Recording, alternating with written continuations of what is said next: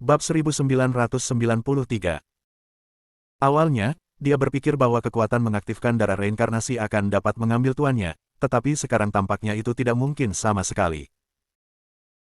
Chen Ye, meskipun kamu memenuhi syarat untuk masuk dan keluar dari tempat ini, tetapi jika kamu ingin menyelamatkan Frozen Sword Immortal Venerable, kamu harus menggunakan darahmu sebagai panduan untuk memecahkan arai kerajaan ilahi di pusat kota mati, tetapi begitu Anda memecahkan arai, kerajaan ilahi akan dihancurkan. Yang kuat akan mengetahuinya. Setelah Feng Qingyang selesai berbicara, dia tidak melanjutkan pembicaraan.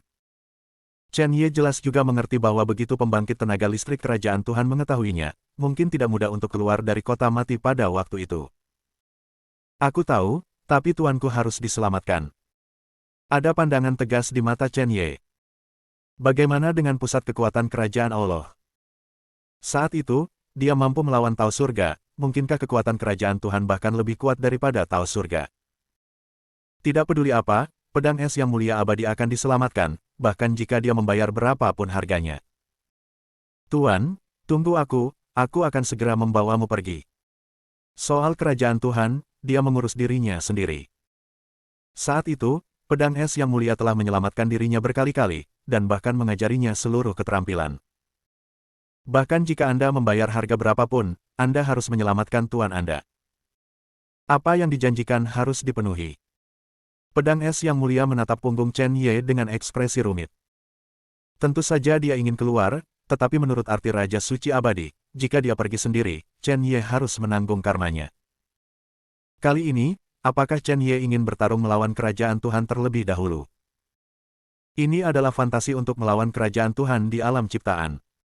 Namun, dia tidak berhenti. Karena Raja Suci Abadi memberitahunya bahwa ini adalah malapetaka yang harus dihadapi Chen Ye dalam hidupnya. Mungkin jika dia keluar, dia bisa melindungi Chen Ye dengan lebih baik. Untuk memiliki murid seperti itu, bahkan jika itu mati, tidak akan ada penyesalan. Chen Ye datang ke pusat kota mati, menemukan sebuah istana berdiri, membuka pintu, berjalan ke istana, dan ada rasa kematian yang kuat. Melihat sekeliling, saya menemukan tulang yang tak terhitung jumlahnya menumpuk di sudut istana. Tulang-tulang ini, saya tidak tahu berapa lama mereka mati, dan aliran energi kematian yang konstan membuat Chen Ye tidak nyaman. Dia melihat sekeliling dengan waspada, ada sesuatu di kota mati ini, semuanya tidak diketahui. Klik. Pada saat ini, ada suara, dan tulang-tulang mati berdiri satu persatu. Ketika mereka berdiri, mereka langsung menyerang sosok Chen Ye. Dengan setiap langkah yang mereka ambil, ada suara berderit dari tulang mereka, seolah-olah mereka akan patah. Pedang iblis darah di tangan Chen Ye terkepal erat, dan sosok hantu itu langsung bergegas. Saat dia bergegas, energi iblis di tubuhnya terus meletus. Sebuah pedang menebas, dan pedang ki yang tajam tiba-tiba jatuh. Energi pedang menyapu, dan barisan depan mayat langsung hancur. Kekuatan mayat-mayat ini tidak kuat, dan mudah bagi Chen Ye untuk menyelesaikannya, tetapi hanya membutuhkan sedikit waktu. Niat pedang terus menyebar, dan setiap kali diayunkan, ia mengambil sepotong besar mayat. Chen Ye melangkah maju dan terus bergerak maju. Di akhir mayat, Chen Ye melihat batu dari arai kerajaan ilahi, dan dia tidak bisa tidak mempercepat. Setelah terus-menerus mengeluarkan mayat-mayat ini, Chen Ye hanya berjarak 200 meter dari panci kerajaan ilahi. Saat hendak lewat, tiba-tiba ada angin dingin.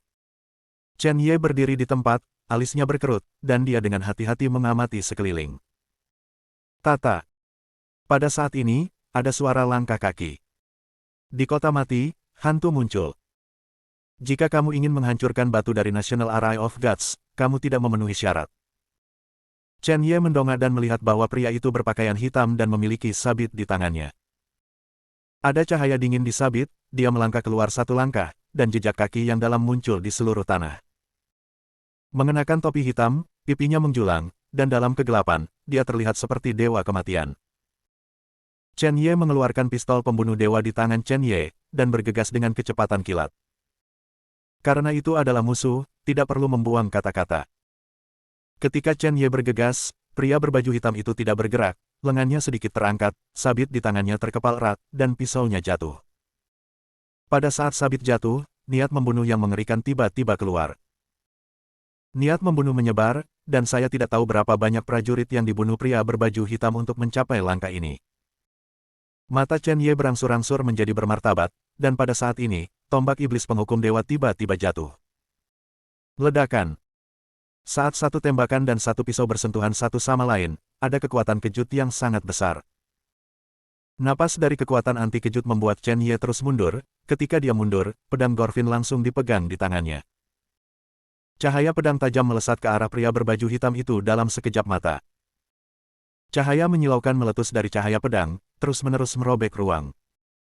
Pada saat ini, pria berbaju hitam akhirnya membuat gerakan, dan kakinya terpental dengan bantuan kekuatan tanah. Saat dia melompat, dia menghilang ke dalam kehampaan dari udara tipis. Saat dia menghilang, Chen Ye merasakan krisis di belakangnya. Dalam sekejap mata, dia berbalik, dan pedang Gorfin di tangannya langsung diblokir. Saat memblokir, ada kekuatan anti guncangan yang sangat besar. Seluruh sosok Chen Ye terus mundur, dan tombak iblis segera menusuk keluar. Niat tombak terus meletus, berputar-putar seperti naga emas, meraung dalam semburan, dan bergegas ke arahnya. Ledakan. Dengan suara tumpul, Chen Ye dikejutkan oleh kekuatan kejutan, dan sedikit darah tumpah. Darah terus mengalir, dan sosok pria berbaju hitam telah datang ke Chen Ye. Dia memandang Chen Ye, dan sabit di tangannya langsung diangkat. Cahaya dingin pada sabit melonjak, dan napas yang menakutkan dan tertekan turun ke tubuh Chen Ye. Napas yang ditekan terkunci pada sosok Chen Ye, dan sabit itu jatuh dalam sekejap. Pedang iblis darah di tangan Chen Ye diangkat langsung dan ditebas dengan satu pedang. Niat membunuh. Alam pembunuhan, potong langit dengan pedang. Chen Ye melambaikan pedangnya, yang berarti kematian memenuhi seluruh pedang Gorfin, dan suhu udara di sekitarnya tiba-tiba turun. Lapisan es muncul di tanah, dan cahaya pedang bersinar dari Kyushu dan melambai. Sinar pedang yang ganas beredar di angkasa, secepat kilat, dan mendatangi pria berbaju hitam itu. Semut, bagaimana kamu tahu kekuatan kerajaan Tuhan? Begitu pria berbaju hitam selesai berbicara, sabit di tangannya melambai. Ketika sabit itu diayunkan, hantu sabit 6 tangan yang sama muncul di kehampaan. Hantu sabit itu seperti bambu yang patah, langsung mematahkan cahaya pedang Chen Ye dan bergegas ke arahnya. Chen Ye melompat dari tanah dan langsung jatuh dengan pedang dan tembakan. Ledakan, ledakan, ledakan. Tombak terus menusuk, dan pedang terus menebas dada pria berpakaian hitam itu. Niat tombak dan niat pedang yang ganas terus meletus, dan di udara sekitarnya, niat pedang dan niat tombak menyebar, dan keduanya bercampur menjadi satu. Sosok pria berbaju hitam sedikit mundur, dan matanya tiba-tiba berubah menjadi merah darah. Mata merah darah membuat orang terlihat sangat menakutkan, seperti mata vampir. Bab 1994. Dia mengulurkan jari-jarinya, dan darah dari ujung jari terus mengalir, menjadi lebih lama dan lebih lama. Energi darah meregang sangat cepat, langsung menusuk perut dan lengan Chen Ye. Mata merah darah itu centil dan aneh, dan cahaya merah keluar dari matanya dalam sekejap. Lampu merah dicampur dengan kekuatan penghancur, dan dia ingin menghancurkan tubuh Chen Ye secara langsung.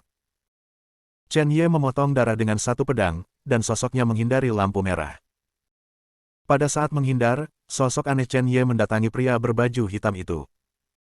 Tombak iblis penghukum surga di tangannya tiba-tiba ditusuk. Ledakan. Sebuah tembakan jatuh, langsung menembus dada pria berbaju hitam itu. Sudut mulut pria berpakaian hitam itu naik sedikit, dan ada seringai. Dia memegang tombak iblis penghukum surga di satu tangan, dan segera menariknya keluar dengan paksa. Ketika ditarik keluar, dengan kecepatan yang terlihat dengan mata telanjang, lubang darah yang muncul di dada pria berpakaian hitam itu menjadi utuh. Melihat adegan ini, wajah Chen Ye menjadi serius. Pedang Gorfin di tangannya langsung memotong pinggang pria berbaju hitam itu. Pinggang pria berpakaian hitam itu dipisahkan dari tengah, dipotong menjadi dua, bagian depan tubuhnya jatuh ke tanah, dan kemudian jatuh ke tempat yang rusak. Pada saat jatuh, itu terus sembuh, dan hanya dalam sekejap mata, tidak ada luka sedikit pun pada pria berbaju hitam itu. Aku memiliki darah mayat hidup, bagaimana kamu bisa membunuhku? Begitu pria berpakaian hitam selesai berbicara, seringai datang dari sudut mulutnya. Garis keturunan mayat hidup dapat dilahirkan kembali dari setetes darah, bahkan jika Chen Ye membunuhnya 10.000 kali. Chen Ye tidak berbicara, dia juga tahu apa yang disebut darah mayat hidup, tetapi itu tidak abadi dalam arti sebenarnya.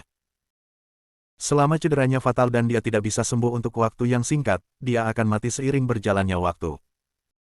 Cara paling efektif untuk melawan garis keturunan mayat hidup adalah hukum waktu.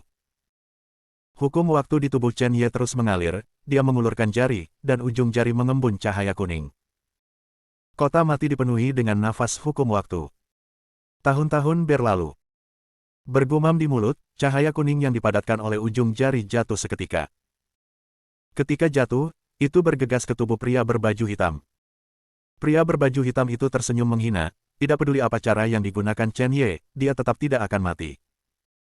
Chen Ye tidak memiliki kegembiraan atau kesedihan di wajahnya. Meskipun pria berbaju hitam itu memiliki darah mayat hidup, kekuatan hukum waktu dapat menghabiskan umurnya. Bahkan jika dia tidak bisa membunuhnya, ketika umurnya menghilang, dia tidak bisa lepas dari takdir waktu. Pria berbaju hitam jelas tidak menyadari hal ini, dan sosok hantu tiba-tiba datang ke sisi Chen Ye. Sabit di tangannya jatuh dalam sekejap, Chen Ye sedikit menghindarinya, sabit jatuh ke tanah, retakan muncul, dan debu terbang bebas di udara. Chen Ye terus meledak dari hukum waktu di tubuhnya. Kota mati dipenuhi dengan kekuatan hukum waktu, diam-diam memakan kehidupan pria berbaju hitam itu. Untuk pedang iblis, mati. Pedang Gorfin segera diangkat, dan kekuatan hukum waktu di udara sekitar mengalir ke pedang Gorfin. Pada saat ini, pedang Gorfin meledak menjadi cahaya yang menyilaukan. Cahaya pedang yang ekstrim jatuh dalam sekejap. Cahaya pedang menyapu, seperti tornado. Seluruh kota mati bergetar, dan ada ledakan keras. Wajah Chen Ye sedikit pucat, dan pedang ini menghabiskan sebagian besar energi di tubuhnya. Jika Anda tidak berhasil, Anda akan menjadi baik hati. Kecepatan pedang Qi mencapai titik ekstrim, dan sebelum pria berbaju hitam itu bisa bereaksi, cahaya pedang sudah menyerbu. Ledakan. Sebuah pedang jatuh, dan luka ganas muncul di perut pria berbaju hitam itu. Aku berkata, aku memiliki darah mayat hidup, bagaimana kamu membunuhku? Pria berbaju hitam itu tersenyum muram, dan luka di perutnya segera sembuh. Benarkah? Lihat tubuhmu. Chen Ye berkata sambil tersenyum, kekuatan hukum waktu telah mengalir ke tubuhnya. Terus-menerus menghancurkan umurnya, tahun-tahun hanyalah makanan pembuka, tetapi pembunuhan pedang adalah sorotan sebenarnya. Ini mungkin bukan pukulan terkuat Chen Ye, dan aturan waktunya jauh lebih buruk daripada kartu hall lainnya. Namun, saat ini pasti pukulan paling efektif terhadap pria berbaju hitam. Pria berbaju hitam itu mengerutkan kening, mengulurkan lengannya, dan menemukan bahwa lengannya penuh kerutan. Dia mengambil langkah, dan ada rasa sakit yang tajam di tulang. Sekarang umurnya akan menghilang, seperti orang tua yang diam-diam menunggu untuk mati. Jangan bergerak, saya khawatir akan sangat sulit untuk mengulurkan jari. Pipi pria berbaju hitam itu sudah berkerut, dan dia membuka mulutnya untuk mengatakan sesuatu. Namun, gigi di mulutnya langsung jatuh, dan tubuhnya langsung jatuh ke tanah pada saat ini. Dia menatap Chen Ye dengan sepasang mata kesal. Awalnya, dia adalah garis keturunan abadi, berpikir bahwa dia abadi, tapi Chen Ye jatuh dengan pedang lain. Untuk berjaga-jaga, dia langsung menghancurkan hatinya. Pria berbaju hitam itu terlalu percaya diri dengan garis keturunannya, kalau tidak, dia tidak akan dikalahkan begitu cepat. Di dunia ini, di mana keabadian yang sebenarnya? Chen Ye datang ke Panshi dari Arai Negara Ilahi, dan mengangkat tombak iblis penghukum surga di tangannya. Pembuluh darah biru di lengannya meledak, dan energi di tubuhnya terus mengalir ke Heaven Punishing Demon Spear. Ledakan. Sebuah tembakan jatuh, dan batu arai negara ilahi masih utuh, dan tidak ada gerakan. Di atas batu arai kerajaan ilahi, untuk mencegah kerusakan, orang-orang kuat dari kerajaan ilahi secara khusus menempatkan lapisan larangan, hanya untuk mencegah seseorang menghancurkannya. Chen Ye mengerutkan kening, jika dia tidak memecahkan batu dari arai negara ilahi, tidak ada cara bagi Master untuk keluar. Pukulan Heaven Punishing God Demon Spear barusan seharusnya membuat pembangkit tenaga kerajaan God khawatir, dan tidak ada banyak waktu tersisa untuknya. Hal ini diperlukan untuk memecahkan batu kerajaan ilahi sesegera mungkin, jika tidak maka akan lebih merepotkan jika pembangkit tenaga listrik kerajaan ilahi tiba. Pada saat ini, mata Chen Ye berangsur-angsur memerah, dan energi iblis di tubuhnya terus melonjak. Di sebuah istana mewah di benua Lingu, beberapa orang kuat dari kerajaan dewa yang awalnya bermain catur tiba-tiba bidak catur mereka tertancap di udara. Mereka merasa bahwa di wilayah pembunuhan Qian Kun, seseorang ingin memecahkan batu arahan negara ilahi. Lancang. Salah satu pusat kekuatan kerajaan Allah menamparkan papan catur dengan tamparan, dan papan catur tiba-tiba terbelah menjadi 4 atau 5. Seseorang berani memprovokasi keagungan kerajaan Tuhan kita, mencari kematian. Mereka meninggalkan arai kerajaan ilahi di wilayah pembunuhan Qian Kun, dan sekarang seseorang ingin menghancurkannya, yang sama saja dengan secara langsung memprovokasi keagungan mereka dan mengabaikan kerajaan ilahi.